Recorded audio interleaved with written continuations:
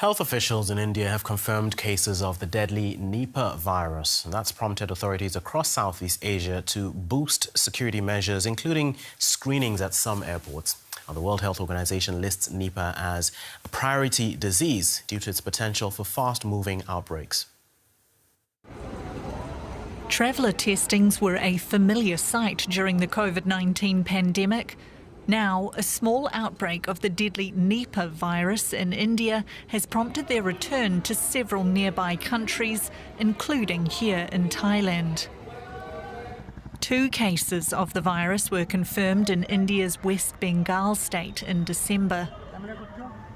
Carried by fruit bats and animals like pigs, NIPAH can cause fever and brain inflammation. While not highly contagious, the virus has a high death rate. You actually need very sustained long periods of close contact in order to actually get infected. But what makes it dangerous is the high case fatality rate. Like 40 to 75% of the people who get infected with NIPAH virus will actually die from the infection. There is no approved vaccine or cure for NIPAH. Health authorities in India are not taking any chances, carrying out contact tracing of nearly 200 people. So far, there's no sign the virus has spread. And fears of a wider COVID-style outbreak appear unlikely at this stage. In the case of the coronavirus, the reproduction number, meaning the number of people who will get infected by the time the one person who was infected recovers, was around between 2 and 3. And that's why the coronavirus spread so rapidly around the world. While in the case of NIPAH virus, the reproduction number is much lower than 1. But health authorities warned the virus could become much more transmissible and remain on high alert. All right, I'm joined now by Dr. Kaya Abbas. He's Associate Professor of Infectious Disease Epidemiology and Dynamics at the London School of Hygiene and Tropical Medicine and Nagasaki University. He joins us tonight from Nagasaki in Japan. It's good to have you with us.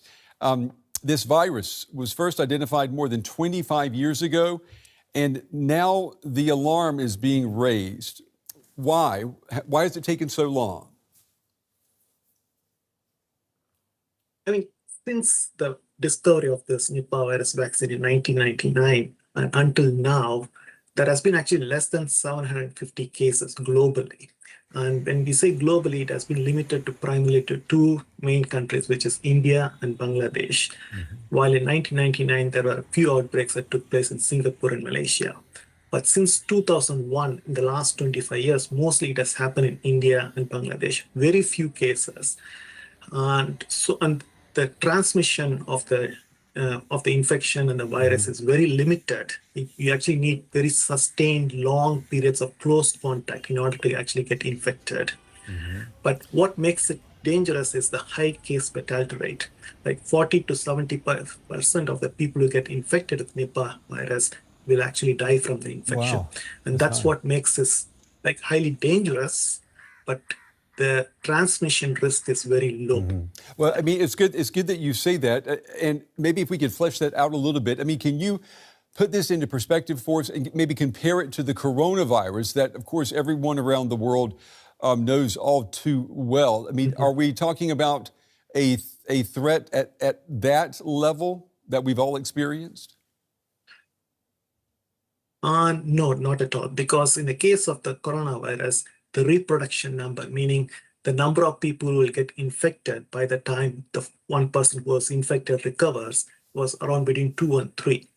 And that's why the coronavirus spread so rapidly around the world. While in the case of NIPAH virus, the reproduction number is much lower than 1. So if I'm infected, by the time I recover, I will actually transmit to less than 1%. It will actually automatically fade away quite quickly. Okay. So the risk is so far has been extremely limited, And what about the push to develop a vaccine? Is that push not as strong because, as you say, it takes longer to transmit the virus from one person to the next? That's a very good point in the sense Since the Ebola outbreak that took place, which affected like many other countries, especially in West Africa, one of the things we have realized is that we need to have vaccines developed even for pathogens that may currently at lower burden, but are likely to create larger epidemics in the future. So from that perspective, from epidemic and pandemic preparedness perspective, Nipah virus has been considered as a high priority pathogen because currently the reproduction number is less than 1, but in the future it can potentially mutate and become more transmissible, at which case it could be quite a deadly epidemic. So which is why it's a priority pathogen and part of several research networks, including the global CEPI network, which is a coalition for epidemic preparedness innovations, has prioritized development of Nipah vaccines. And there are several vaccine development pipelines are ongoing, but we don't have a vaccine yet so far developed. Let me ask you before we run out of time, how confident are you that the steps being taken at this point are enough to prevent any really spread that could become an outbreak? I mean, we're seeing body temperature checks at airports right now. Is that enough in your opinion? Yeah, even the transmission within India or even within the state of West Bengal, where it's currently occurring, is extremely limited. And for example, the 2 healthcare workers who are being isolated and given or taken care of, and they have traced their contacts, almost 400 or 200 contacts that they have been in contact, and they have been tested, and all of them have tested negative. Good. So the spread even within West Bengal, very locally, is actually extremely limited. And the chance of international spread is, it's not completely zero, but very, very, very unlikely. Yeah, well, let's hope it remains that way. Dr. Kanya Abbas, we appreciate your time and your insights on a subject that I'm sure has got the attention of a lot of people tonight. Thank you. Thank you for having me.